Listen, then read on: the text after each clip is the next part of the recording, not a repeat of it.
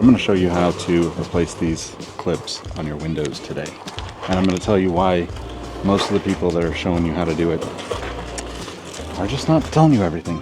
The clips that hold your window in place when your window gets off track, this is what you want to replace. And I'll show you exactly why just adding glue and just updating and just trying to replace the silicone, even the good 3M stuff, doesn't work. Just replacing it. But first, I need to get some actual shoes on.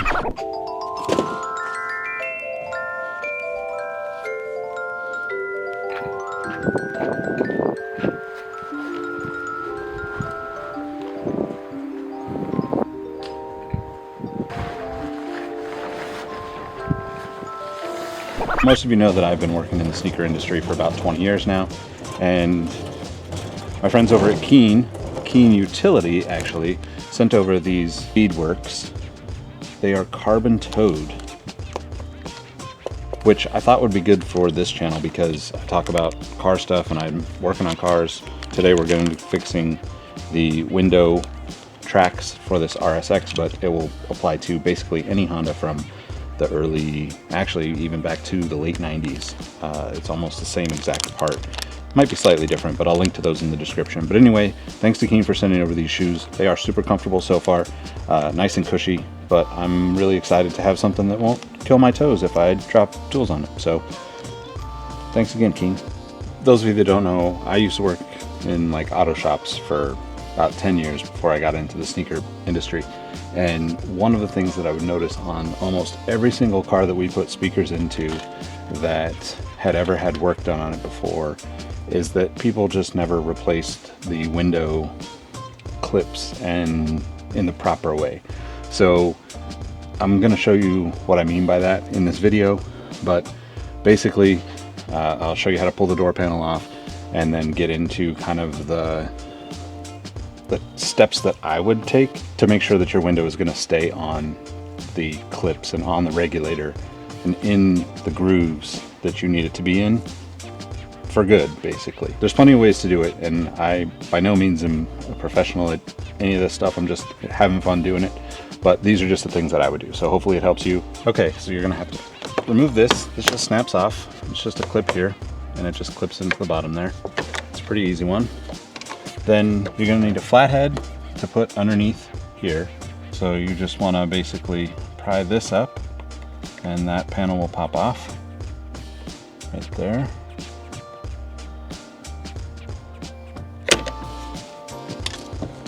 And then once that's loose, you've got two screws behind there. There's going to be another screw under here and a plug behind here. And then there's going to be two screws actually underneath here that you can see underneath the actual door handle here. So one here, one here. So we've got 1, 2, 3, 4, one behind here, so 5 in total. The rest of this door is just snaps. So all the way around is just snaps. You don't really need to do anything else other than get those the 5 right here, and then unclip the wiring, and I'll show you how to do that. And then obviously you're gonna have to lift up above this. Okay, so once you pull these two screws out behind the handle, you'll have another 10mm bolt here. Mine is actually missing. And then you've got to unhook the wiring here, which is just a little tab that you press down on. So you can press down on that and oops, and kind of slide it out.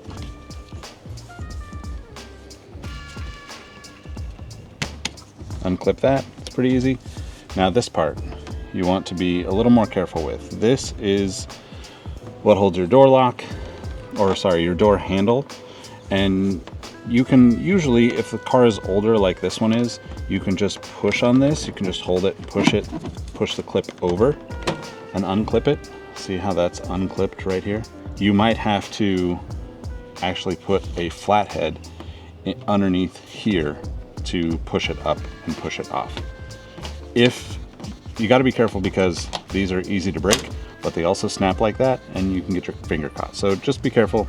It's fairly easy. It's super cheap if you want to replace this. If I was actually rebuilding this car right now, I would definitely replace this particular clip because they get worn and you definitely don't want to take the chance of the door handle not working.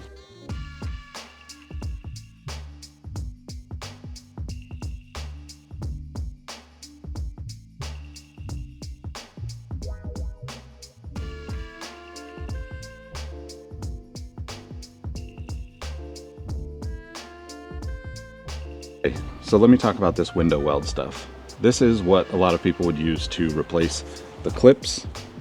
You'd fill this in here and you drop your window in there, and then it pushes up and down on this. This is also what you use for the windshield, for the rear windows. If you do a full rebuild, or if you're replacing a window that was broken or something, you're going to use something like this. It's the best thing. It's the only one I would use, this 3M window weld, but it's also kind of misleading because it doesn't solve all the problems that a lot of people think it do. On the car that I'm replacing, you can kind of see that it's filled with this rubberized glue stuff. It might even be the window weld from 3M, but over time it gets old. This is the new one. And now that I have the door panel off, I can show you where these go back on, but I want to show you this little tiny crack at the very bottom. So this little line on this side right here is actually a crack. And what happens is over time, as the window goes down into this, it pushes against it. So a lot of people, in order to fix a window that's coming off the track, will dump a bunch of window weld in there, dump a bunch of silicone in there, dump a bunch of glue in there. I've seen all sorts of different things. I've had cars for 30 years and I've never trusted just window weld. It's great, it works amazing, but it's never gonna fix this. You can see how this is just flexing and breaking apart as I just barely push on it. The key is replacing the entire clip and using window weld. You can do that for basically any car, but specifically I'm talking about Hondas because that's some of the cars that I have right now and love. So basically this window weld, put it back in there, drop the window in, you're good to go. Making it simple, but we'll get into that. Okay, let's put these back on. Obviously you can see where they were on this, but you're gonna have to clean that off to make sure you get the stick.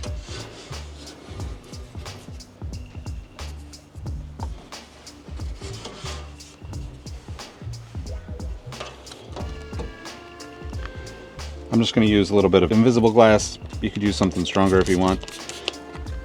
Probably a better idea to use something stronger, but this is what I have right now. And if I do it properly, it will work fine. It's much better if you have two people to help you with this, but it is what it is.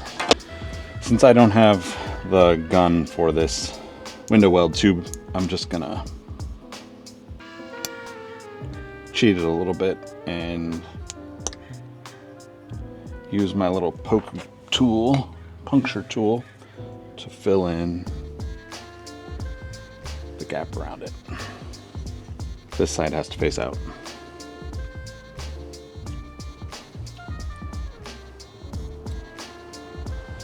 One down.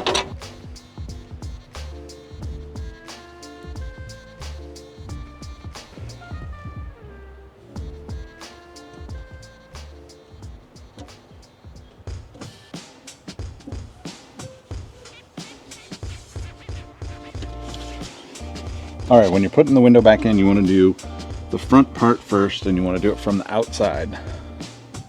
Again, this is easier with two people, but I think I can get it done.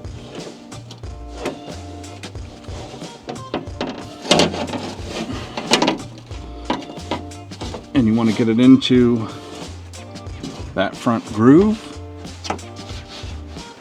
and that should force it into the back groove. And if everything goes right, your little mounts for the window will line up just like that.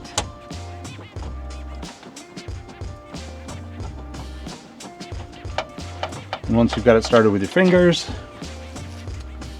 10 millimeter, make sure you're going the right direction. Before you put everything back together and snap the door on and all the covers and all of these clips and stuff, definitely want to make sure that the window goes up and down and that the locks work, because those are the two things you unplug.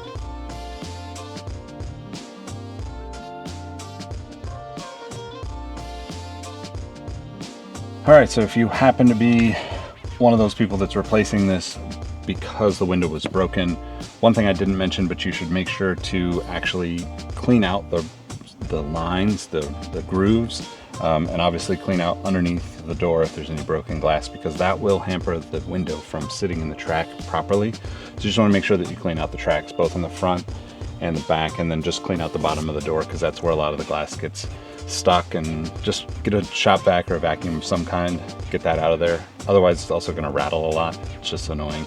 And hopefully that's not why you're watching this video, and you're doing something other than that, and it's something cool and fun. And I don't know, if you did have your window broken, I'm sorry to hear that, but hopefully it won't happen again, and at least you'll have a little bit better of an idea of what it takes to replace this. And even if you're not going to do this work yourself, you know that you can request new clips and window weld to be used to put it back together, because those are the two things that are going to make this a more permanent solution and a more permanent fix to this problem, whether it's because the window was broken or because it just came off the rails on its own, age, all that stuff. Replace the clips, get yourself some window weld, and you can find links to both of those things in the description. My name's Nick. Thanks for watching. I'll catch you in the next video. Peace.